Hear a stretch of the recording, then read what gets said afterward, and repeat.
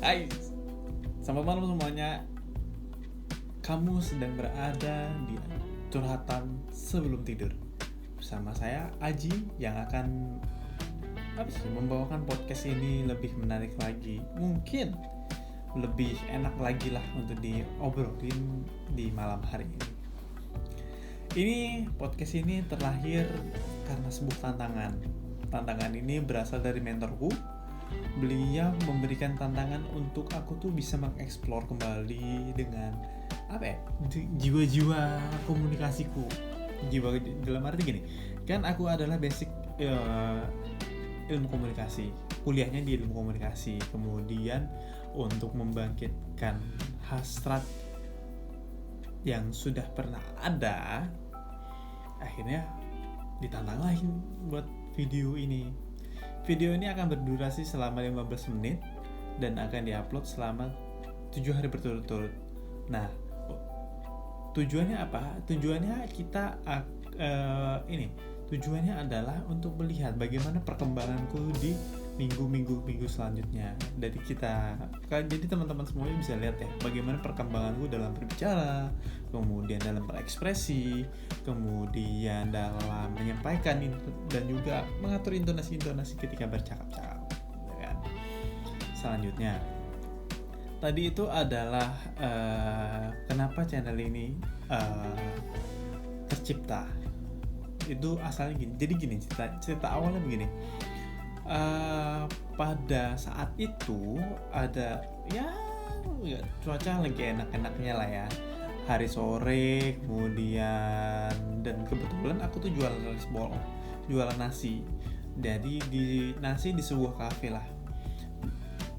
Nah di sana aku tuh lagi enak, kami lagi enak duduk ngobrol-ngobrol biasa santai aja. Kemudian ditanyalah, sebenarnya sih aku tuh orang komunikasi yang menggali dalam bidang apa sih, kemudian apa potensi yang ada, kemudian apa yang dipelajari. Lalu kita ngobrol ngalung ngidul dan segala macamnya. Akhirnya muncullah sebuah tantangan tersebut. Ini kayaknya diulang lagi tapi ada yang menarik nih. Di bulan Desember tahun 2021 itu, aku tuh ngerasa kayak sangat berarti. Aku kenapa bilang begitu? Karena gini loh, di bulan ini tuh aku kayak seperti banyak diberi masukan secara pemikiran, mindset, cara berpikir dan selain-lainnya. Kayak dipaksa untuk berpikir lebih kritis lagi, kemudian lebih menentukan tujuan hidup lagi. Karena kayaknya beberapa hari yang lalu sepertinya aku terlalu menikmati alur, terlalu santai, tidak berani mengeksplor kembali potensi yang udah pernah ada dan mempelajari kembali ilmu yang baru. Dan sebenarnya ilmu itu bermanfaat untukku sendiri pribadi tentunya. Jadi ya begitulah, ketemulah dengan beberapa teman, ketemulah dengan kakakku yang baik hati. Beliau adalah pokoknya the best deh. Kalau untuk masalah dia nantilah akan aku ceritakan, tapi bukan di video saat ini. Jadi di mana apanya ya, pokoknya intinya gitulah. Bingung aku mau ngasih tahu, tapi ya bersyukur sih setidaknya. Jadi gini, sebingung-bingungnya aku, sekurang-kurangnya dalam berpikir untuk menentukan masa depan yang lebih baik, ternyata banyak kok yang sayang dengan kita, tentunya dengan caranya masing-masing. Sayang dalam arti adalah yang bantu untuk kita mengembangkan diri kembali. Jadi contohnya gini, salah satunya contoh gini, ada teman baikku, beli dia itu tadinya aku nggak terlalu peka, kenapa sih dia terlalu datang cepat, bukan cepat sih, apa istilahnya, sering datang di tempatku jualan di outletku, menyempatkan waktu untuk duduk di situ, ngobrol segala macamnya. Aku pikir ya biasa aja, ya ngobrol lengkar sama teman gitu aja. Ternyata dia menagih janji yang dulu pernah kami buat bertiga. Janji tersebut bukan janji sih, kayak lebih katanya mau bantu. Ya udah, aku nunggu kamu gerak gitu. Aku tuh nunggu kamu untuk berani menunjukkan potensi, dan bukan potensi, kayak menunjukkan bakatmu yang terpendam itu loh. Jangan diem aja. Jadi ya kurang lebih seperti itu. Dan itu obrolannya panjang, mungkin 2 jam mungkin. Obrolannya tentang hal seperti itu. Kemudian teman mentor gue tadi yang ceritanya udah gue ceritakan ya muter-muter tadi. Kemudian ceceku yang terpes pokoknya. Lu kalau nonton ini lu pasti akan garuk-garuk kepala gitu dan gitu. Proses ini kalau misalnya kamu lihat ya, ini adalah video perdana gue. Jadi video perdana yang aku upload di hari perdana pula dari tantangan tersebut. Enggak deh, tantangannya kemarin, tapi ya aku coba lah dengan mengupload video perdana ini. Konsepnya sih ini jadi kalau misalnya lu nonton ya, video ini akan enggak sangat sih, tapi ya kita buat seperti ini, seril mungkin lah, kurang lebih gitulah. Nggak jelas sih, tapi ya biasa loh. Jadi ini gini, udah gitu kan, kita lanjut lagi. Tantangan itu akhirnya tercipta dan diberikanlah kepadaku.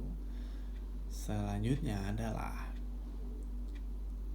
sebenarnya untuk membuat seperti ini itu sebetulnya nggak mudah, gampang-gampang susah kali ya. Gampang-gampang susah ini, kenapa aku bilang gampang-gampang susah? Karena susahnya itu, gampangnya itu sebetulnya kita tahu alurnya seperti apa, kayak bikin videonya, editingnya seperti apa, kemudian soundnya seperti apa, penataan musiknya seperti apa. Sebenarnya aku udah tahu, bukan berarti udah ahli, tapi ya paham lah. Cuman yang susahnya ini adalah menjaga mood dan juga melawan rasa malas. Ya, rasa malas itu sangat-sangat mengganggu. Kenapa mengganggu? Karena ya ketika gitu lu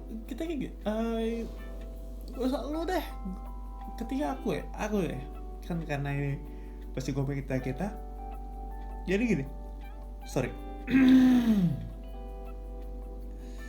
Aku tuh orangnya mut-mutan. Kadang tuh kalau misalnya ada proyek minta tolong di editing apalah gitu, katakanlah edit feed Instagram untuk makanan tuh, aduh ampun dah, bisa semingguan tuh nggak aku sentuh, cuman naik konsep, habis itu aku gambar, habis itu udah di depan laptop, dibuka dan pemikirannya udah lain lagi. Memang itu nggak boleh sih, tapi ya begitulah. Jadi itu akan berusaha aku ubah. Kemudian pagi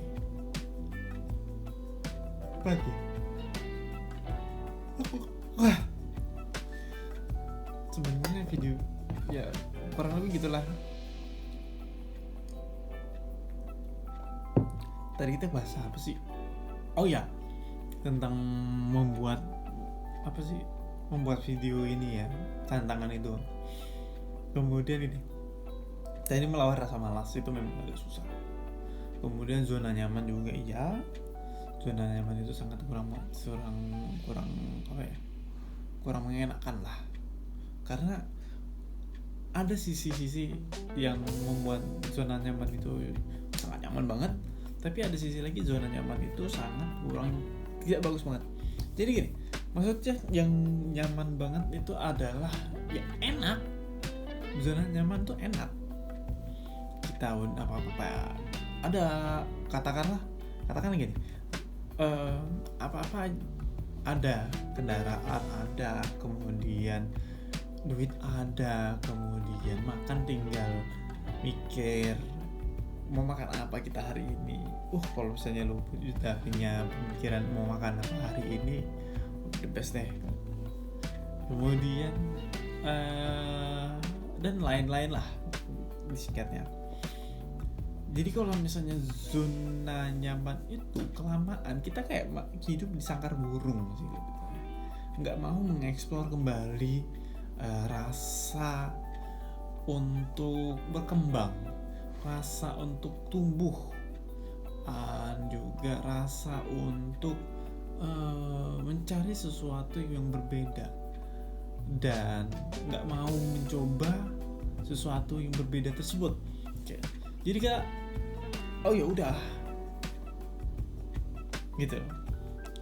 Padahal ya, kalau misalnya berani keluar dari zona nyaman itu menurutku adalah sebuah prestasi yang harus dipertahankan, karena memang memang susah untuk keluar dan gak enak.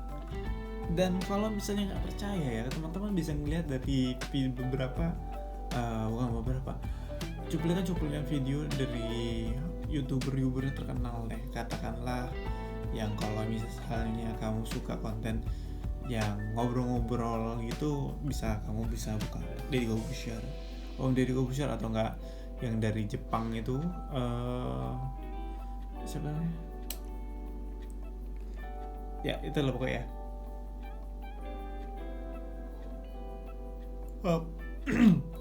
Nah, dia Jerome. Si Jerome itu dia ngasih tahu kalau misalnya memang keluar dari zona nyaman itu nggak nyaman banget dan nggak enak banget, tapi hasilnya itu kita mendapatkan insight yang baru, sesuatu yang baru, dan pengalaman yang baru. Ibarat kata tuh kita kayak kalau mempelajari suatu ilmu itu kita seperti halnya menggunakan sepeda. Jadi kita nggak boleh terlalu terpaku sama teori. Kalau teori itu ibarat kata sepeda itu kita tahu sepeda itu rodanya 2. Umumnya sepeda itu rodanya 2. Kemudian ini besinya nyambung ke depan dan ke belakangnya, pelaknya dan segala macamnya, gearnya dan segala macam. Kalau misalnya secara teori gitu. Tapi kalau misalnya prakteknya, kita kan harus belajar dulu nih sepeda itu gimana cara untuk menyeimbanginya, kemudian gimana cara goesnya, remnya, kemudian kalau misalnya lagi ngebut itu gimana manuvernya dan segala macamnya. Dan untuk skill dan ilmu sepertinya kita harus menggali itu juga. Iya, menggali kayak gitu juga. Jadi ya, kita harus kembali lagi ingat bahwasanya kalau misalnya gini-gini aja tuh nggak bagus banget. Kalau misalnya kamu berani keluar dari zona nyaman itu, kamu the best. Kamu berani mengambil resiko. Kamu berani mengambil resiko dan kamu mau mengubah hal yang wajib kamu ubah. Dan aku yakin kamu tuh pasti bisa untuk menangani hal ini. Ya walau kayaknya kamu merasa nggak pandai, nggak pede dan macamnya. Ya itu proses yang harus kita hadapi dan kita jalani, dan kita